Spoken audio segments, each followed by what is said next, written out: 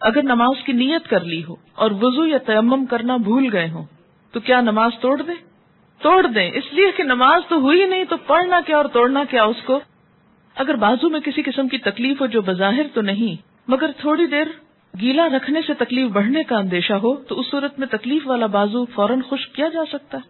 بتائیے، کیا جا سکتا ہے، کیونکہ معذور کے احکام مختلف ہوتے ہیں۔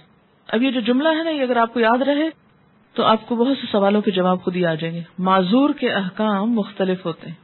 معذور کس کو کہتے ہیں؟ عذر والا، مفعول کے وزن پر ہے، جس کے پاس عذر ہو۔ اور عذر کیا ہے کہ تکلیف بڑھ رہی ہے۔ اسلام کسی کو مشقت میں نہیں ڈالنا چاہتا۔ حدیث پاک میں آتا ہے یرید اللہ بکم اليسر ولا یرید بکم العسر، اللہ تمہارے لیے آسانی چاہتا ہے، مشکل نہیں چاہتا۔ اگر وضو کے بعد معلوم ہو کہ شلوار کے کسی حصے پہ لیکوریا کا کچھ ڈسچارج تھا تو اس کو وضو کے بعد دھونے سے کیا وضو ٹوٹ جائے گا؟ نہیں ٹوٹے گا۔ کیوں؟ وجہ اس لیے کہ آپ کپڑے کو ہاتھ لگا رہے ہیں، کسی اور چیز کو نہیں کہ جس سے وضو ٹوٹتا ہے۔ کپڑے کو ہاتھ لگانے سے وہ پاک ہو یا ناپاک وضو نہیں ٹوٹے گا۔ یہ تو بالکل ایسے ہی سوال ہے کہ آپ نے واشنگ مشین لگا رکھی ہے، ٹھیک، آپ نے ایک نماز پڑھی، وضو ہے آپ کا، اور واشنگ مشین آپ اس طرح کام کر رہے ہیں کہ چھینٹے آپ پہ نہیں پڑ رہے، لیکن اس کے اندر پاک ناپاک ہر طرح کی چیز ہے، اور اس کو آپ دھو رہے ہیں، نچوڑ رہے ہیں، رکھ رہے ہیں، اور اگلی نماز کا وقت آ گیا تو اب آپ سوچتے ہیں اگر دوبارہ وضو کروں تو بہت ٹائم لگ جائے گا۔ آپ کا وضو ہے، آپ بازو دھو کے نماز پڑھ لیں، آپ کی نماز ہو جائے گی، ٹھیک ہے۔ کیا عام لپسٹک لگانے سے وضو ہو جائے گا؟ یہ سمجھ نہیں آ رہا کہ لپسٹک کی تہہ پر پانی پہنچتا ہے کہ نہیں۔ لگا کے لپسٹک پانی ڈال کے دیکھ لیجئے کہ ہونٹ کو کچھ ٹھنڈا پانی لگا کہ نہیں۔ لپسٹک پانی کو نہیں روکتی۔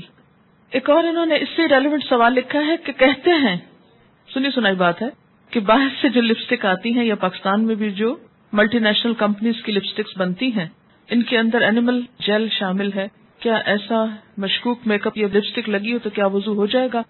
شک میں رہنے کی بجائے جا کے ان سے معلوم کر لیں۔ ایک اور مسئلہ یہاں سے اب سمجھ آئے گا آپ کو۔ کسی بھی چیز میں جب کیمیکل چینج آ جاتا ہے اور اس کی اصلیت بدل جاتی ہے تو حکم بدل جاتا ہے۔ یہ بھی ایک اصول ہے۔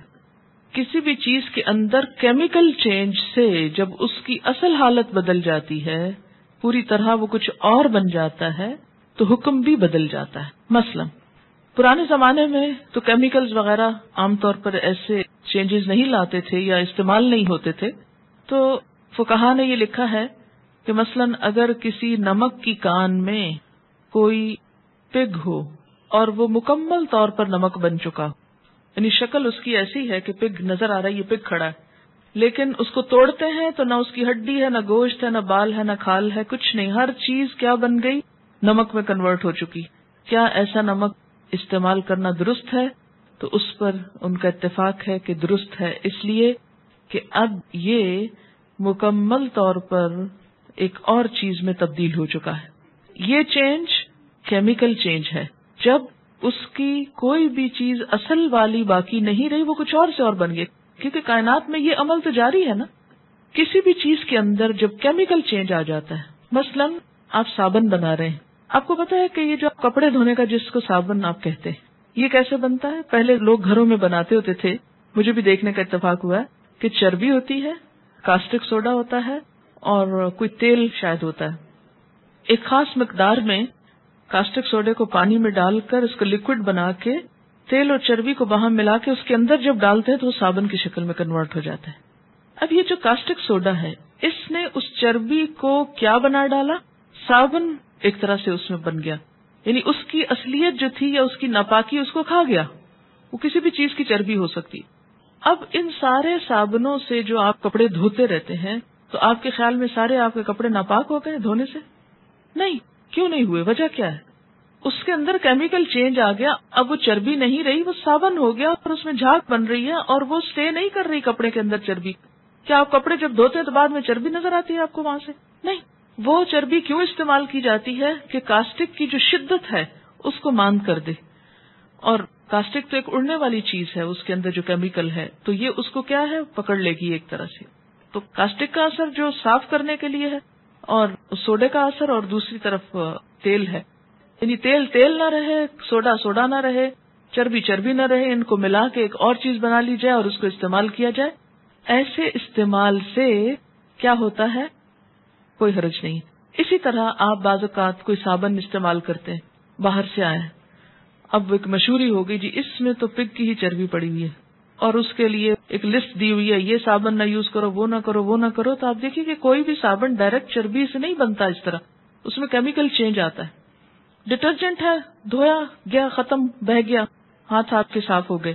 اچھا، اسی طرح جب میک اپ بنتا ہے تو مجھے تو صحیح نہیں پتا کہ کس طرح وہ بنایا جاتا ہے، لیکن عموماً کوئی بھی اسٹف جو اس میں استعمال کرتے ہیں وہ بعض اوقات ڈائریکٹ ایز اپنے را فارم میں نہیں ہوتا، اس میں کیمیکل چینج آتے ہیں، بعض خوشبوئیں ایسی ملائی جاتی ہیں کہ وہ کچھ سے کچھ نظر آتا ہے. تو اس میں میرے خیال میں تو ایسا سچ حرج نہیں ہے. مثلاً آپ کوئی باڈی لوشن استعمال کر رہے ہیں، اب آپ کو کیا معلوم کہ اس لوشن کے اندر جو مائسچرائزر ہے وہ کس اصل سے بنا ہے، لیکن وہ اصل آپ کو سامنے تو کہیں نظر نہیں آ رہی، وہ تو کچھ سے کچھ ہو چکا ہے، تو کوئی حرج نہیں. لیکن کچھ چینجز ایسے ہوتے ہیں کہ جو پرماننٹ نہیں ہوتے، جن کو طبعی تبدیلی کہتے ہیں. طبعی تبدیلی سے مراد کیا ہے کہ فزیکل چینج ہے اس کے اندر.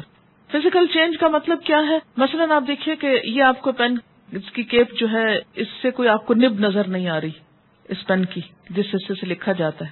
اب یہ آپ نے اس کے اوپر سے اتارا، اب یہ اس کی شکل کچھ اور دکھنے لگ گئی. ٹھیک، اب یہ کون سا چینج آیا؟ اس میں فزیکل چینج آیا. یہ اس کے اوپر ڈالا تو یہ کچھ اور نظر آتا تھا، اتارا تو کچھ اور نظر آ رہا ہے. لیکن یہ بھی اپنی اصل پہ باقی ہے، یہ بھی اپنی اصل پہ باقی ہے، نہ اس کی تبدیلی کچھ ایسی ہے نہ اس کی تبدیلی. اب ایسی جب چینج ہوگی تو اس سے کیا ہوگا؟ فرق نہیں پڑتا. ٹھیک ہے. ہاں، کھانے کے لیے مزید احتیاط ضروری، یعنی کھانے کے لیے ایسا سٹف جو ہے اس میں مزید احتیاط ضروری ہے. اگرچہ فقہا نے کیا کہا کہ وہ نمک کھایا جا سکتا ہے جو بظاہر پگ کی شکل میں بھی آپ کو نظر آ رہا ہے، کیونکہ وہ پگ رہا نہیں، اب کچھ اور بن گیا. ٹھیک، اب اس میں مزید آپ تحقیق کریں گے کہ کس چیز کے اثرات اپنی اصل شکل میں کتنے موجود ہیں اور کہاں تک جاتے ہیں. یہ پھر ہر کیس کو انڈیویجولی آپ دیکھ کر، تو جہاں تک لگانے والی چیزوں کا تعلق ہے ان کا معاملہ نسبتاً آسان ہے، بہت شک اور وہم میں نہ پڑے. جہاں تک کھانے والی چیزوں کا تعلق ہے تو اس معاملے میں زیادہ احتیاط ضروری ہے کہ اس کیمیکل چینج سے بھی کس حد تک چینج آیا. یہ نہ ہو کہ ایک معمولی سا چینج آیا اور اصل بھی اس کی تاثیر باقی ہے، تو پھر حلال نہیں آپ اس کو کہہ سکیں گے. ٹھیک ہے. جو کیمیکل چینج ہوتا ہے یہ پراپرٹیز کا چینج ہوتا ہے اور وہ ایک نیا سبسٹینس بن جاتا ہے. تو جب کوئی چیز اپنی اصل حالت اور شکل کو بدل کر ایک نئے سبسٹینس میں کنورٹ ہو جائے تو وہ اب آپ ایک نئی چیز استعمال کر رہے ہیں، وہ پرانی والی گئی، ختم. یہ بالکل ایسے ہی ہے کہ انسان کو جب زمین میں دفن کیا جاتا ہے تو وہ مٹی بن جاتا ہے. اب وہ مٹی کو کیا کہا گیا قرآن میں بتائیے؟ ساری زمین پاک ہے، آپ کی مٹی پاک ہے. اسی لیے مثلاً اب ایک اور سوال کروں گی آپ سے. کسی جگہ پر آپ جا رہے ہیں، میدان ہے، کوئی جائے نماز نہیں، کچھ نہیں، وہاں آپ نے نماز پڑھ لی، پتہ چلا آپ کو کہ یہاں ایک دفعہ ایک کتا آیا تھا اور اس نے یہی کہیں پیشاب کیا تھا، مگر ابھی پتہ نہیں چل رہا کہ کہاں کیا تھا. تو اب آپ کی نماز ہوئی کہ نہیں ہوئی؟ کیوں؟ وجہ خشک ہو گئی. جب خشک ہو گئی، کچھ ویپوریٹ ہو گیا، کچھ زمین کے اندر مل کے اس میں ایسا چینج آیا کہ نجاست ختم ہی ہو گئی کہیں. تو اس سے فرق نہیں پڑتا. ٹھیک ہے. کہ مثلاً آپ کے لیے اللہ تعالیٰ نے انگور بنائے، اصلی شکل میں کیا ہے؟ کھا لیجیے، حلال ہے. لیکن اگر آپ ان کو رکھ چھوڑیں، ان میں سڑاند آ جائے اور وہ چینج ایسا آئے کہ اب وہ انگور نہیں شراب بن گئی، تو کیا ہوا؟ نشاور ہو گئی. تتخذون منہ سکرا، اللہ نے رزقاً حسنا دیا، تم سکر بنا لیتے ہو.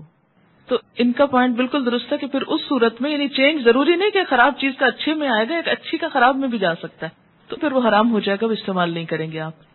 آپ نے بتایا تھا کہ پبلک حمام میں نہیں نہانا چاہیے، کیا اس میں سوئمنگ پول شامل ہے؟ اگر کوئی شخص پوری طرح کور ہو، فل سلیوز وغیرہ کا کاسٹیوم ہو، تو کیا اس میں سوئمنگ کر سکتے ہیں؟ اس میں آپ دیکھیے کہ جو عورت کا سطر ہے اگر ڈھکا ہوا ہے تو پھر اور بات، کوئی بات نہیں، پھر کر سکتے ہیں. عام حالات میں موضوع پہ مسح ہو سکتا ہے، ہو سکتا ہے. اس کے لیے کہیں نہیں لکھا ہوا کہ سردی ہو یا تکلیف ہو یا ہلاکت ہو، نہیں، کسی بھی حالت میں آپ نے اگر جرابیں پہنی ہوئی ہیں آپ مسح کر سکتے ہیں. بچوں نے بیڈ کے میٹرس پر نجاست وغیرہ بکھیر دی تو کیا میٹرس کو دھونا ہے؟ یہ تو پاسبل نہیں. کیا اس کو بدل دیں کیونکہ نیا لینا مشکل ہے؟ بتائیے کیا کریں گے؟ جب آپ کو پتا ہے آپ کے بچے چھوٹے ہیں اور وہ ایسا کام کر سکتے ہیں تو آپ میٹرس کے اوپر ایسے غلاف کیوں نہیں چڑھا کے رکھتے کہ جس کو بوقت ضرورت اتارا جائے؟ اگر استنجا کر کے پہلے غسل کر لیں اور آخر میں وضو کر لیں تو کیا قبول ہوگا؟ بتائیے. ہوگا بالکل. یعنی اگر کسی نے استنجا کر کے نہانا شروع کر دیا تو اس کے بعد اینڈ میں سب نہا لیا اور وضو کر رہے ہیں تو کر لیجئے، کوئی حرج نہیں. نماز کے دوران کھانسنے کی وجہ سے بلغم آ جائے تو کیا نماز ٹوٹ جائے گی؟ نہیں. کیا برہنہ حالت میں وضو کیا جا سکتا ہے؟ کیا جا سکتا ہے. کیا غسل حیض اور غسل جنابت دونوں کے شروع میں نماز کی طرح کا وضو کرنا ہوتا ہے؟ جی ہاں، نماز ہی کی طرح کا. کیا صرف کلی کرنا اور ناک میں پانی ڈالنا کافی ہے؟ کافی ہے، کیونکہ باقی حصہ کیا ہوگا؟ نہانے میں دھل جائے گا. لیکن اگر آپ نماز پڑھنا چاہتے ہیں اس کے بعد تو وضو کر لیجئے. کیا نامحرم کو دیکھنے سے وضو ٹوٹ جاتا ہے؟ نہیں.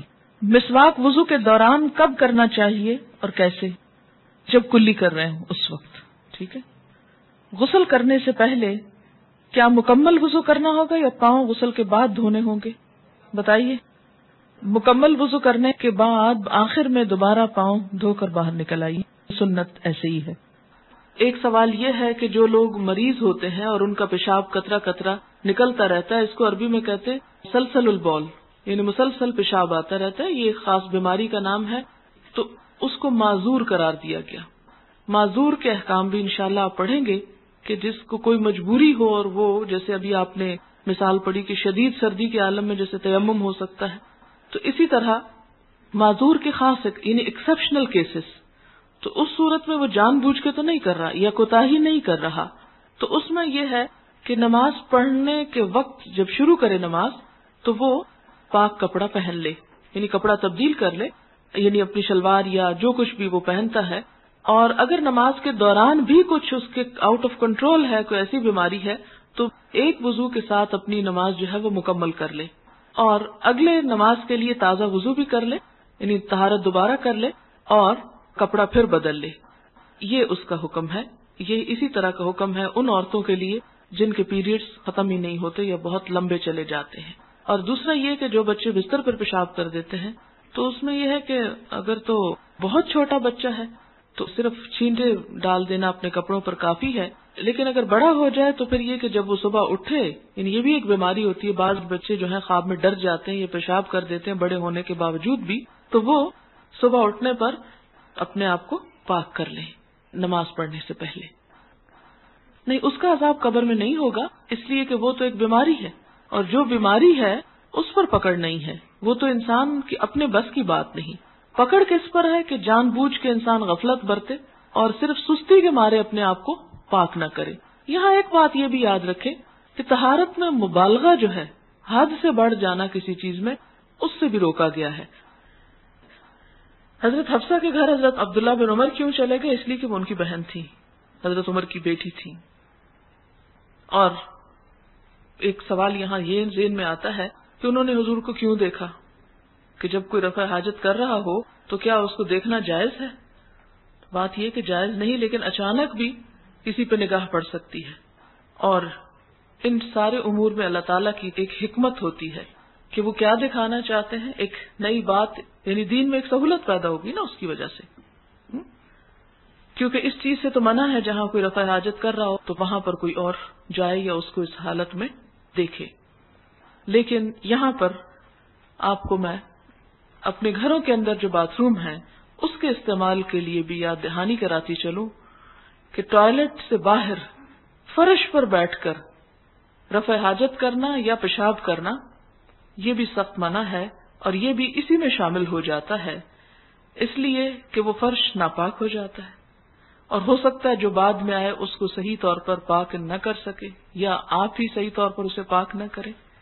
اور ایک جگہ جس پر یعنی جو ظاہر نظر آ رہی ہے، جو فرش کی قسم کی، جہاں آپ کو معلوم ہے لوگ اپنے کپڑے دھوتے ہیں، لوگ کھڑے ہوتے ہیں، نہاتے ہیں یا وضو کرتے ہیں، تو اس کا نتیجہ کیا ہوگا کہ وہ غلیظ فرش جو ہے اس کی چھینٹیں پلٹ کر انسان کے جسم پر آئیں گی، کپڑوں پر پڑیں گی یا جوتوں پہ گندگی لگ جائے گی.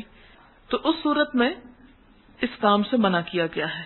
اور مخصوص حصے یا علاقے کو ہی استعمال کرنا چاہیے، باقی جگہ کو گندا کرنے سے پرہیز کرنا چاہیے۔ سوراخ میں پیشاب کرنا منع ہے۔ زمین میں اگر کھلی جگہ پہ یا کچی جگہ پر ہولز ہوں یا بل ہوتے ہیں جیسے جانوروں کے، اس میں پیشاب سے منع کیا گیا۔ اس سے آپ دیکھیں کہ اسلام جانوروں کے حقوق کا بھی کتنا خیال رکھتا ہے، یعنی وہ رینگنے والے جانور یا اسی قسم کی چیزیں کہ ان کے گھروں میں بھی اذیت نہ ڈالی جائے۔ ان عبد اللہ بن سرجس رضی اللہ عنہ قال قال رسول اللہ صلی اللہ علیہ وسلم لا يبولن احدكم في حجر رواہ ابو داود والنسائی۔ حضرت عبداللہ بن سرجس رضی اللہ تعالی عنہ کہتے ہیں کہ رسول اللہ صلی اللہ علیہ وسلم نے فرمایا کوئی آدمی سوراخ میں پیشاب نہ کرے۔ اسے ابو داؤد اور نسائی نے روایت کیا۔ اس کی ایک وجہ یہ جو میں نے آپ کو بتائی کہ ان کے گھروں میں گندگی نہ پھیلائی جائے، دوسری بات یہ کہ ہو سکتا ہے کہ جس وقت کوئی ایسا کرے اس وقت وہ جانور اس کے اندر موجود ہو اور وہ ری ایکشن کے طور پہ باہر نکل کے اس کو کاٹ لے، اور ایسی حالت میں اس پہ حملہ کر دے کہ جب وہ جیسے سانپ یا بچھو وغیرہ کہ وہ انسان وہاں سے بھاگ بھی نہ سکے۔ اور بعض اوقات جنات بھی ایسی جگہوں پہ رہتے ہیں، اس لیے اس جگہ کو استعمال کرنے سے منع کیا گیا۔ اب دیکھیں کہ اسلام ہم پر کتنا مہربان ہے کہ چھوٹی چھوٹی چیزوں کے بارے میں اس نے ہمیں تعلیم دی۔ اسی طرح اگر آپ کو وضو کی ضرورت ہے اور آپ باتھ روم جانے کی ضرورت محسوس نہیں کرتے ٹوائلٹ جانے کی، تو اس صورت میں ٹوائلٹ جانا شرط نہیں ہے کہ آپ پہلے بغیر کسی وجہ کے استنجا کریں اور پھر آپ وضو کریں، کیونکہ میرے علم میں یہ بات آئی کہ کچھ گاؤں اور دیہاتوں میں لوگ وضو کے ساتھ استنجے کو لازم قرار دیتے ہیں، خواہ ضرورت ہو یا نہ ہو۔ تو یہ ایک مشقت ہے بلا وجہ کی، خالی وضو بھی کافی ہے۔ اگر کوئی عورت پیریڈز میں ہے اور اس کے ساتھ کوئی بیٹھ کر قرآن پاک پڑھ رہا ہے تو اس کے پڑھنے میں حرج نہیں۔ ہمارے ہاں یہ کہتے ہیں کہ پیریڈز ہیں، کیا درس میں شامل ہو سکتے ہیں، کیا سننے کے لیے آ سکتے ہیں؟ یعنی یہاں تک لوگوں کے اندر توہمات پائے جاتے ہیں کہ کسی ایسی مجلس میں بھی حاضر نہیں ہوتے جب نماز نہ پڑھنی ہو۔ تو اس قسم کی کوئی ممانعت نہیں ہے، کیونکہ یہود کے ہاں تو عورت کو ہاتھ لگانا بھی منع ہے، تو اس کا یہاں پر ازالہ کیا جا رہا ہے۔ یہ شیطان کی ٹھوکر میں سے ایک ٹھوکر ہے۔ اس کا کیا مطلب ہے؟ اس کا مطلب یہ ہے کہ ایسے اوقات میں شیطان وسوسے بہت ڈالتا ہے، تم پاک نہیں ہو، نماز نہیں پڑھ سکتی، یہ نمازوں کا کوئی فائدہ نہیں ہوگا، اور اس قسم کے جو احساسات ہیں اس پر توجہ دلائی گئی ہے۔ یعنی یہ نہیں کہ استحاضہ کا تعلق شیطان سے ہے یا اس کے کسی حکم سے ہے یا اس کے کسی عمل دخل سے ہے، یہ مراد نہیں ہے اس سے۔ انما ہی رکضۃ من الشیطان، اس میں کیا ہوگا کہ اس میں شیطان وسوسے ڈالے گا، وسوسے مراد ہیں۔ اور آپ دیکھیں کہ کئی دفعہ ایسا ہوتا ہے کہ ہم اپنے وقت پہ پاک ہو جاتے ہیں اور اس کے بعد ہلکی سی بھی اسپاٹنگ کچھ دیکھ لے تو پھر نماز پڑھنے کو دل نہیں چاہتا۔ کیوں نہیں پڑھتے نماز؟ وسوسے ہوتے ہیں نا، دل میں ایک وہ بددلی سی ہو جاتی ہے، نماز ہونی کو نہیں، پڑھنے کے نہیں فائدہ، اور پھر آپ ایک کشمکش کا شکار ہو جاتے، نہاؤں نہ نہاؤں، نہانے کو دل نہیں چاہتا، نہ نہا کے نماز پڑھنے کو دل نہیں چاہتا، اور شیطان اس طرح اپنا مطلب نکال جاتا ہے کہ یہ نماز پڑھے ہی نہ۔ جب ایسی کیفیت ہو عورت کی کہ بلیڈنگ کسی وقت بھی ختم نہ ہو، تو اس میں کیا ہوگا؟ شیطان کو حملہ آور ہونے کا موقع زیادہ مل جائے گا۔ لہذا تم کیا کرو؟ غسل کرو، پاک ہو جاؤ، اور اطمینان کر لو کہ پاک ہو، اور اس کے بعد اطمینان سے اپنا نماز روزہ جاری رکھو، اور 23 یا 24 روز اپنا کام کرو، اور پھر اس کے بعد جب وہ دن دوبارہ وہ تاریخ آ جائے، مثلا آپ دیکھیں کہ اگر ایک مہینے کے پہلی تاریخ کو کسی کو پیریڈ شروع ہوئے ہیں اور 7 دن وہ نہیں نماز پڑھی، تو اس کے بعد اگلی پہلی تک کتنے دن آ جائیں گے؟ بیچ میں 23 یا 24 آ جائیں گے، کیونکہ کبھی مہینہ کم یا زیادہ ہوتا ہے۔ فرمایا کہ 6 یا 7 دن، 6 یا 7 اس لیے کہ وہ خود دیکھ لیں کہ ان کا 6 دن کا ہے سرکل یا 7 کا ہے، کیونکہ اس سے دوسری احادیث میں بلڈ کا کلر اور دوسرے چیزوں سے بھی اس کی وضاحت کر دی گئی کہ کتنے دن وہ اس کو شمار کر سکتی ہیں۔ یہ بھی ایک اہم سوال ہے کہ کچھ خواتین کو جیسے گریجولی مینسز سٹارٹ ہوتے ہیں اور پراپر بلیڈنگ شروع ہونے تک بعضوں کا 24 آورز بھی گزر جاتے ہیں، لیکن یہ کہ کچھ نہ کچھ سٹارٹ ہو چکا ہوتا ہے، تو جب بھی سٹارٹ ہو جائے، یعنی جب بھی کلر بدل جائے ڈسچارج کا، اس وقت سے وہ پیریڈز کاؤنٹ کیے جائیں گے. جس طرح آخر میں کم رہ جاتے ہیں، اسی طرح بعض لوگوں کو شروع میں کم ہوتے ہیں تو وہ پیریڈز کے ہی دن شمار ہوں گے. جی نہیں، ڈیز تو پورے کرنے ضروری نہیں. اگر سمجھے کہ بالکل کلیئر ہے تو نہا لیں، لیکن اگر یہ ہو کہ دوپہر کو کلیئر تھا اور شام کو نہیں، اور پھر صبح تھا اور پھر دوپہر کو نہیں، تو اس کو اوائڈ کرنے کے لیے پھر اپنا ٹائم پورا کریں. لیکن اگر عادت بدل چکی ہو، کیونکہ بعض اوقات یہ ہوتا ہے کہ عادت تبدیل ہو جاتی ہے اور آپ کو ایک مہینے میں ایسا ہوا، پھر دوسرے مہینے میں پھر ایسا ہی ہوا، تو اس کا مطلب ہے کہ اب آپ کی عادت بدل گئی اور آپ 5 days پر ہی نہا لیں. غسل کے طریقے میں آپ پیچھے پڑ چکے ہیں نا، پہلے ہاتھ دھو کے، پھر استنجا کر کے، پھر اس کے بعد پورا وضو کیا جائے اور پھر اس کے بعد جسم پہ پانی بہایا جائے. تو اس کے بعد اگر انسان کپڑے پہن لیتا ہے تو دوبارہ وضو کرنے کی ضرورت نہیں رہتی. اور اس سے یہ بھی پتہ چلتا ہے کہ اگر انسان وضو کی حالت میں اپنا ڈریس چینج کرتا ہے تو بعض لوگ تو کہتے ہیں نا سر سے دوپٹہ اتر جائے تو وضو ٹوٹ جاتا ہے، یہاں سارے کپڑے بھی اتر جائے تو وضو نہیں ٹوٹتا. اس لیے کہ نہانے کے وقت تو ظاہر کپڑے نہیں پہنے ہوں گے، تو نہانے سے پہلے جو وضو کیا وہی اس میں کافی ہو جائے گا. ان کا سوال یہ ہے کہ ناپاکی کی حالت میں اگر ہم مہندی لگا لیتے ہیں، وہ رنگ چڑھ جاتا ہے، تو کیا دھونے پر رنگ رہ جائے گا؟ وہ جسم کا وہ حصہ پاک ہوگا یا نہیں؟ وہ پاک ہو جائے گا. وہ کلر ایسا ہے کہ جس سے پاکی میں رکاوٹ نہیں آتی. کھانے کے بعد ضروری ہے کلی کرنا. اگر منہ میں ٹیسٹ نہیں تو کلی ضروری نہیں ہے، لیکن اگر آپ سمجھ رہے ہیں کہ کچھ اس قسم کا ٹیسٹ یا وہ آپ کی نماز کے خشوع میں خلل انداز ہوگا کہ آپ نماز بھی پڑھ رہے ہیں اور ساتھ ساتھ ٹیسٹ آ رہا ہے، تو وہ اس لیے پھر کلی کر لینا ضروری ہے. جی نہیں، بالوں پر مسا ہونا چاہیے. اگر تو مہندی کہیں کہیں لگی ہوئی ہے، کچھ بال ننگے بھی ہیں تو مسا ہو جائے گا، لیکن اگر پوری کی پوری وہ لیپ ہے اور بال کہیں بھی نظر نہیں آ رہے تو پھر مسا نہیں ہوگا. ان کا سوال یہ کہ کیا ایسے اعضاء جو ہیں جن کا دھونا ضروری ہے، جیسے استنجا وغیرہ، تو ان پہ نظر پڑ جانے سے وضو ٹوٹ جاتا ہے؟ نظر پڑنے سے وضو نہیں ٹوٹتا. اگر استنجا کریں گے آپ، ان کو پراپر ٹچ کریں گے، پھر وضو ٹوٹے گا. اگر خواب میں ایسے محسوس ہو کہ جیسے انسان ویٹ ہو گیا اور انسان چیک کرے اور ویٹ نہیں ہے تو بھی نہانا ضروری نہیں ہے. اب سوال یہ پیدا ہوتا ہے کہ ہم تو ٹیپ سے دھوتے ہیں تو کیا کریں، 3 کا وہ عدد کیسے رکھیں؟ تو اس میں یہ ہے کہ 3 دفعہ انسان جب ہاتھ مل لے تو وہ سمجھے کہ وہ 3 مرتبہ ہو گئے. ضروری نہیں کہ انسان ہٹا لے پھر پانی کے نیچے کرے، ہٹا لے اور پھر کرے. اس میں اگر انسان اتنی دیر اپنے ہاتھ مل لیتا ہے، یعنی اس طرح 3 دفعہ، تو وہ گویا کہ 3 مرتبہ ہو گئے. یہ چونکہ مسنون طریقہ ہے اس لیے 3 کا اہتمام ضروری ہے. اور 3 مرتبہ میں آپ یوں کر سکتے کہ جیسے 1 دفعہ کر کے پھر دوسری دفعہ اور پھر تیسری دفعہ. ہاں، یعنی صرف یہ نہیں کہ 1 دفعہ دھو کے تو ہٹا لیا. 1 دفعہ دھونا جو ہے وہ فرض میں شامل ہوتا ہے اور 3 دفعہ دھونا جو ہے سنت میں. اور 3 مرتبہ سے مراد پھر وہی اس کو 3 مرتبہ حرکت دینا. ہاں، یہ ایک بات بھی پتہ چلتی ہے کہ ہمیں ہر کام جو ہے وہ اللہ تعالیٰ کی خوشنودی کے لیے کرنا چاہیے اور نیت میں یہ چیز شامل کر لینی چاہیے. اس سے جو فائدہ ہمیں ہوگا وہ تو ہوگا ہی، لیکن اس سے انسان کی اپنی روح کو بھی تسکین ہوتی ہے.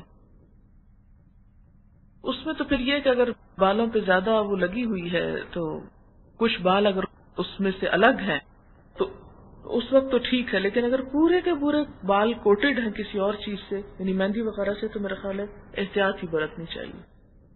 جیسے ہم نمازوں میں بعضوں کا سنت چھوڑ دیتے ہیں، کیا اسی طرح وضو کی سنتوں میں سے بھی کبھی کبھار کوئی سنت چھوڑ سکتے ہیں؟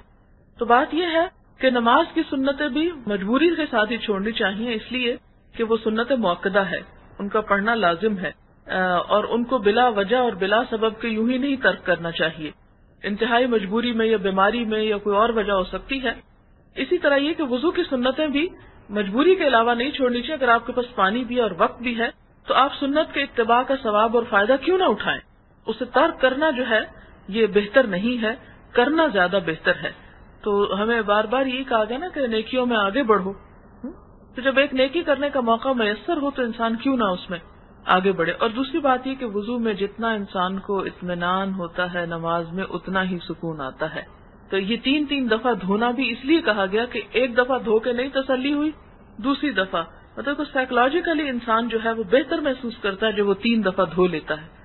جی چلتے ہوئے آپ کے پاؤں کے نیچے چیونگم لگ گئی ہے یا کوئی پینٹ لگ گیا ہے یا کوئی اور ایسی چیز چپک گئی ہے، تو کیا اس کی موجودگی میں پاؤں کا دھویا جانا جو ہے وہ کافی ہے یا اس کو اتارنا ضروری ہے؟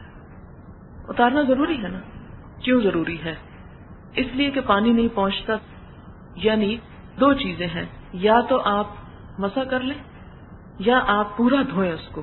اگر آپ دھونے کا کہہ رہے ہیں تو پھر اس میں سے بال برابر بھی جگہ خشک نہیں ہونی چاہیے، اور اگر آپ مسح کرنا چاہتے ہیں تو پہلے ایک دفعہ دھو چکے ہوں گے اور اس کے بعد آپ جب وہ پہن لیں گے تو پھر دوبارہ مسح ہو سکے گا. اور یہ کیوں کریں گے آپ؟ سنت سے ثابت ہے.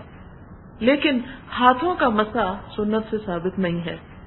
مثلا آپ نے تنگ آستینیں پہن رکھی ہیں اور آپ چاہتے ہیں کہ بازو پر مسح کر لیں تو آپ نہیں کر سکتے. کیوں؟ اس لیے کہ یہ ثابت نہیں ہے سنت سے. اور یہ تو کہہ نہیں سکتے کہ اس زمانے میں قمیضوں کے بازو نہیں ہوتے تھے. تو یہ کہنا بہت خوش نما ہوتا ہے کہ اس زمانے میں نیل پالش نہیں تھی، اس لیے نعوذ باللہ حضور صلی اللہ علیہ وسلم ہمیں سکھانا بھول گئے یا بتا ہی نہیں سکتے تھے. بات یہ نہیں ہے. بات یہ ہے کہ دھونا ہے تو پورا دھو، نہیں دھونا تو مسح کرو. کہاں کہاں مسح کر سکتے ہو؟ پگڑی پہ کر سکتے ہو، بالکل ٹاپ پہ اور بالکل پاؤں پہ، بازو اور دیگر جگہوں پہ نہیں. سوال یہ ہے کہ اگر وضو کر رہے ہیں اور سر پر کلپ لگا ہوا ہے یا ہیئر بینڈ لگا ہوا ہے تو کیا اس کو مسح کے وقت اتارنا ضروری ہے؟ نہیں، اس کے سمیت مسح کیا جا سکتا ہے، کیونکہ بالوں کا ایک بڑا حصہ جو ہے اس پر کوئی چیز نہیں ہے. کیونکہ ہر بال تک گیلا ہاتھ پہنچنا ضروری نہیں، بس جو چیز سامنے ہے اس کے اوپر کر سکتے ہیں. جیسے پگڑی کے اوپر سے جا سکتا ہے، اسی طرح کلپ یا ہیئر بینڈ کے اوپر سے بھی جا سکتا ہے. جی. ان کا سوال یہ کہ کانوں کا مسح کرتے وقت اگر بیچ میں ایسے ٹاپس پہنے ہوئے ہو کہ ان کا لاک جو ہے وہ بڑا ہے اور پیچھے سے آ کے ایک بڑا حصہ کور کر لیتا ہے تو کیا اس صورت میں مسح ہو جائے گا؟ نہیں، اس صورت میں مسح نہیں ہوگا. مسح میں یہ ضروری نہیں کہ ہر چیز گیلی ہو جائے، مسح میں ضروری یہ کہ آپ کا ہاتھ پھر جائے، یعنی ہاتھ کا ٹچ ضروری ہے، فیل ہو کہ آپ نے کوئی کام کیا ہے، کوئی ایسی چیز اس پہ حائل نہ ہو کہ جو اس کو راستے میں رکاوٹ بن جائے. یہ کہہ رہی ہیں کہ ٹائم میگزین کی رپورٹ کے مطابق ایک ریسرچ کی گئی کہ جسم کے کن حصوں کو آکسیجن کی زیادہ ضرورت ہے، تو اس میں یہ تھا کہ نیلز کو بہت زیادہ ضرورت ہوتی ہے، اور پانی جو ہے وہ آکسیجن اور ہائیڈروجن سے مل کر بنا ہے، تو جب پانی نیلز کو ٹچ کرتا ہے تو اس میں آکسیجن کی سپلائی نیلز کو زیادہ بہتر طور پر ہوتی ہے. اسی طرح یہ کہ وضو میں جتنے بھی حصے پانی کے زیر اثر آتے ہیں، حتیٰ کہ کان تک کو جب تھوڑا سا پانی ٹچ کرتا ہے تو وہ سارے کے سارے انسان کی صحت کے لیے نہایت ضروری ہیں. لیکن یہ ہمیشہ یاد رکھیں کہ ہم ان کی ایڈوائس پہ نہیں کریں گے، ہم اللہ کے رسول صلی اللہ علیہ وسلم کی سنت کے مطابق کریں گے.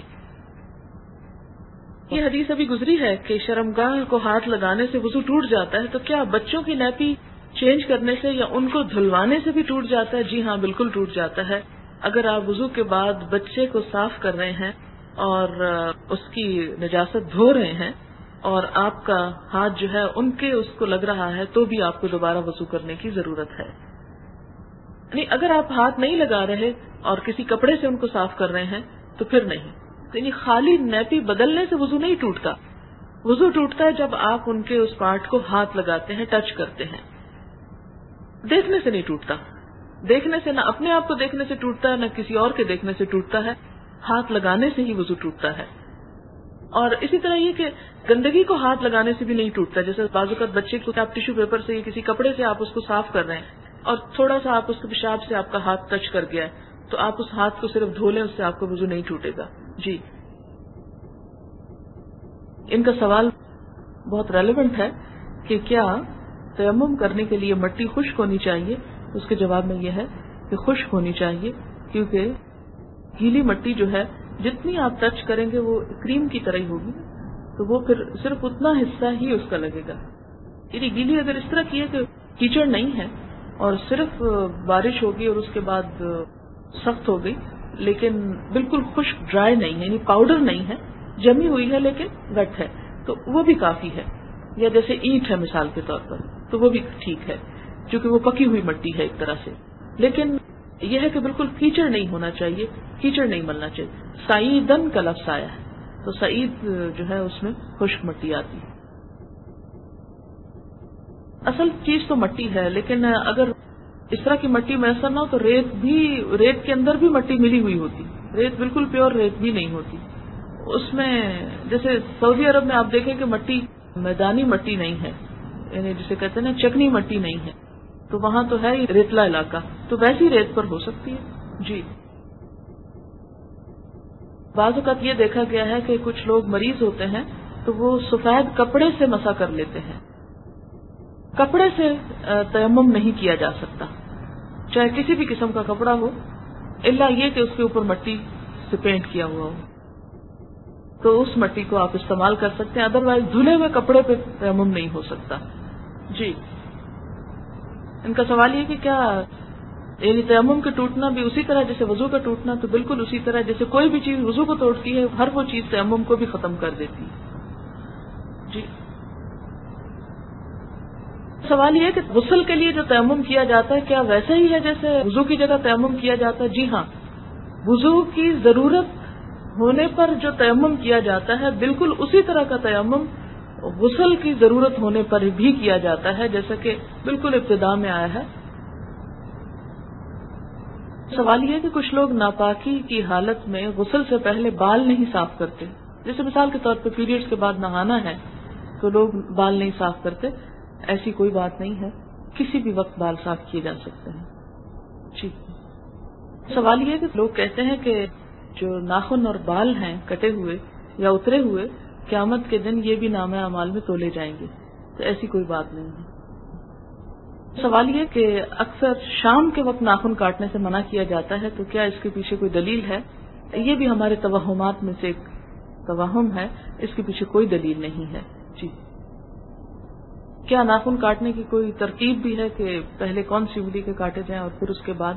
میرے خیال میں پہلے دائیں ہاتھ کے کاٹ لیے جائیں اور پھر بائیں کے، موٹا سا حساب کافی ہے.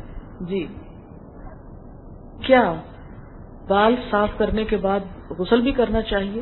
تو بال صاف کرنے سے غسل واجب نہیں ہوتا. ان کا سوال یہ ہے کہ بغیر کسی مجبوری کے بچوں کا ختنہ جو ہے بڑی عمر میں کیا جا سکتا ہے؟ ایسا نہیں کرنا چاہیے. جو سنت ہے وہ 7ویں دن کی ہے، اور اگر ایسا کہ بچہ بہت کمزور ہے اور برداشت نہیں کر سکے گا یا کوئی بیماری ہے تو پھر تھوڑا اور انتظار کر دیا جائے، لیکن یہ کہ جتنا جلدی ممکن ہو یہ فرض چکا دیا جائے. جی ان کا سوال یہ ہے کہ اپر لپس یا چن یا بازو وغیرہ کی جو تھریڈنگ ہے یا بال اتارنا، ویکسنگ وغیرہ جو ہے، اس کے بارے میں کیا حکم ہے؟ بات یہ ہے کہ عورت کو مرد سے مختلف نظر آنا چاہیے. عورت اور مرد کے درمیان جو چہرے پہ فرق ہے وہ یہی ہے کہ ان جگہوں پر عورت کے بال نہیں ہوتے اور مرد کے ہوتے ہیں. اگر کسی عورت کے ان جگہوں پر بال ہوتے ہیں یا بازوؤں پر بھی مردوں کی طرح بال ہوتے ہیں تو وہ ایک طرح سے ایک بیماری ہے، اور کسی بھی بیماری کو دور کرنا جو ہے اس کی اجازت ہے. اب دیکھیں کہ اگر چہرے پر اتنے بال ہیں کہ وہ باقاعدہ مونچھیں نظر آ رہی ہیں یا عورت کی زینت کے خلاف ہیں تو ان کو ہٹا دینا چاہیے. اسی طرح جو چن ہے تو اس پر بھی بال جو ہیں وہ ایک ناگوار صورتحال پیدا کرتے ہیں، اور جو ایک سٹینڈرڈ نارمل عورت کی شکل ہے اس میں یہاں بال نہیں ہوتے. تو جیسے کوئی بھی جسم کا حصہ بڑھ جاتا ہے یا کوئی بھی ایسی چیز جو بیماری کے اندر شامل ہوتی ہے اس کو ہٹایا جا سکتا ہے. جی ان کا خیال یہ ہے کہ جب ہر جگہ جانوروں کے جسم کے حصے اور کھالیں اور بال اور چہرے ہوں گے تو پھر انسان کے اندر بھی ایک طرح سے صفاکی آئے گی، اور جانوروں والی خصوصیات تجربے سے تو ثابت نہیں ہے لیکن شاید یہ بات درست ہو. ان کا سوال بڑا ریلیونٹ ہے کہ مثلا جیسے واچ کے سٹریپس ہیں یا کچھ اور اسی طرح جیسے موزے ہیں مثال کے طور پر، یہ جوتے ہیں، تو یہ نہیں پتا ہوتا کہ یہ جانور حلال بھی کیا گیا یا نہیں، یا مرا ہوا تھا اور اس کی کھال اتار کے بنا دیا گیا. تو اس میں واضح طور پر حکم موجود ہے کہ جو حلال جانور ہیں اگر وہ مر بھی جائیں تو ان کی کھال کو جب رنگا جاتا ہے، اسٹرلائز کیا جاتا ہے تو وہ پاک ہو جاتی ہے، اس کا استعمال جائز ہے. اس سے کوئی فرق نہیں پڑتا کہ وہ مرے یا حلال کیے گئے یا حلال نہیں کیے گئے، اس سے کھال کے اوپر کوئی فرق نہیں پڑے گا. وآخر دعوانا الحمد للہ رب العالمین. سبحانک اللہم و بحمدک نشہد ان لا الہ الا انت نستغفرک و نتوب الیک. والسلام علیکم و رحمۃ اللہ وبرکاتہ.